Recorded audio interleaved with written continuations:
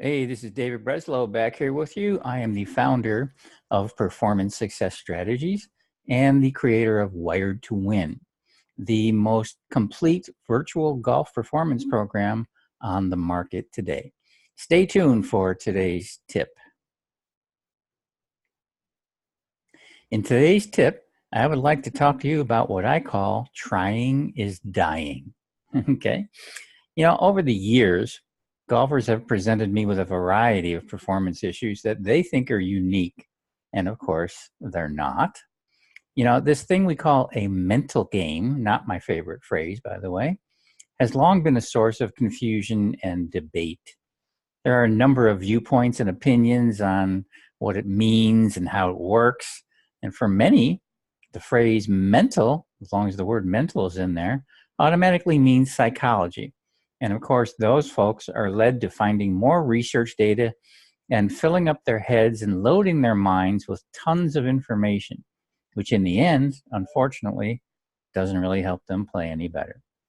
They might feel smarter, but their scorecard changes very little. And the real kicker to me, they make the same mistake over and over again, looking for the next piece of data or the so-called new research study that will conclude something like, hey, golfers play better golf when in a relaxed state.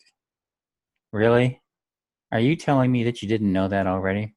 It amazes me how many golfers are willing to completely ignore their own power to influence their own game by passively waiting to hear from the so-called experts as to what to do. The golfers who do this will severely cripple their advancement. I've seen it over the years, time and time again. They think they're doing the right thing, but they basically, what I call, are asleep and just kind of hypnotically and habitually doing what everybody does. And you may have done the same thing. You buy books, you listen to tapes, you go onto the internet, and you get tips and all this stuff. It's all over the place, and you know it. But it just amazes me how many golfers are willing to completely ignore their own power to influence their own game. And that's not because golfers are not smart.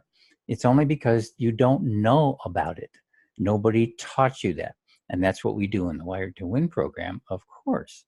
So as always, it's a choice that you can sit back and be passive, expect others to elevate your game with their insights and information, or see for yourself the amazing tools you already have and how to use them in your favor. One way golfers sabotage themselves, and this is the key of this audio today, one way golfers sabotage themselves is by trying too hard. Did you ever do that? Did you ever try to kill a ball? You ever try to kill a shot?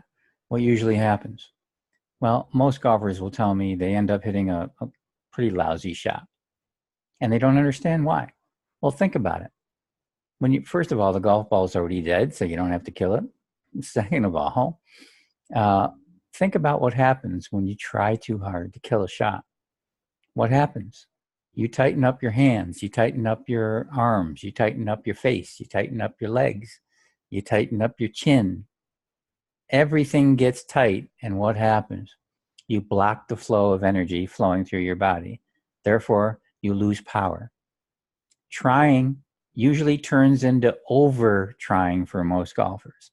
This, in turn, turns into overthinking, overdoing, over-worrying, and over just about anything you want to put after it. The classic and most misunderstood paradox is less is more. In fact, there's even a commercial on TV I saw recently that actually mocks this statement by saying, no, it's not. More is more. Don't fall for that. It's just simply not true. Golfers hear this less and more paradox, and many of the people I've talked to, we've talked about it, and they nod their head going, yeah, I agree, Dave. Yes, less is more. And then they go right out to the golf course, and what do?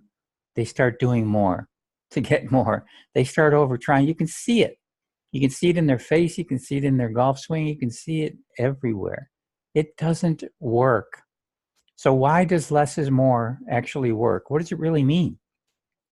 It means that when you understand how you function, mentally, physically, emotionally, and energetically, you actually relieve the tension and pressure from your mind, your body, your emotions, and your energy flow. It means you have more power in your golf swing.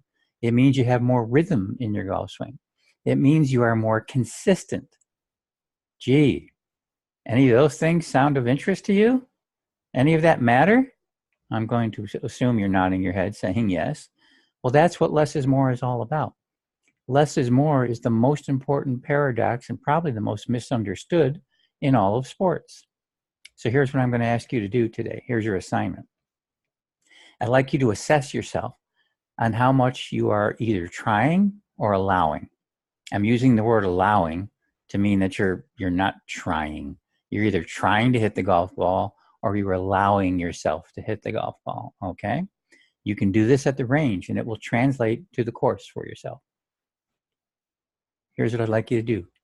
Take 10 balls and rate yourself from 1 to 10 on each swing separately, with 10 being high on the try scale. If you rate yourself an 8, a 9, or 10, that means you're trying too hard. But be honest, because nobody's going to be rating yourself except you. So it behooves you to be honest. Rate yourself from 1 to 10, with 10 being a high score on the trying scale, and 1, 2, 3, 4 being a number that represents that you're allowing yourself to hit the golf ball. And you will see the difference. I won't even have to tell you what it's like. You'll feel the difference. You'll feel it in your body. You'll feel it in your emotions. You'll feel it physically. You'll feel it mentally. You'll feel it emotionally. You will. So I want you to see for yourself what trying versus allowing feels like. Because now you will if you do this properly, you will begin to understand the paradox, the greatest paradox in all of sports, I believe. Less is more. And if you talk to anybody who's ever been in the zone, that's exactly what they'll say to you. It didn't feel like I was doing anything.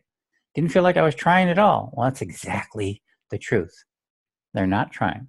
But most amateur golfers and a lot of even professional golfers will slip into this kind of mindless state, I'll call it, this unconscious state of trying too hard, because their mind is focused on the wrong things, and they don't understand the mind, body, emotion, energy relationship.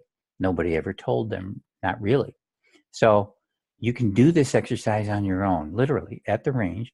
Rate yourself from 1 to 10, 10 being high on the try, and 1, 2, 3 being indicating that you're allowing, and see for yourself what trying versus allowing feels like. And I believe you will see the difference. And you can translate that out to the golf course very, very simply. So I hope you enjoyed today's tip. And as always, I'm asking you to not just listen to it and nod your head or disagree or whatever it is you're doing, but actually put it to work, okay? Actually do this exercise.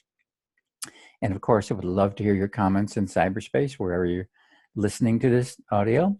And if you want to know more about me and the Wired to Win program, which teaches you how to be in that less is more state as a byproduct of what you learn, come and visit me at www.mentalgolfcoaching.com. Would love to have you come by and look at some free stuff as well while you're there. So Dave Breslow, thank you so much for listening, and I will talk to you soon. Take care.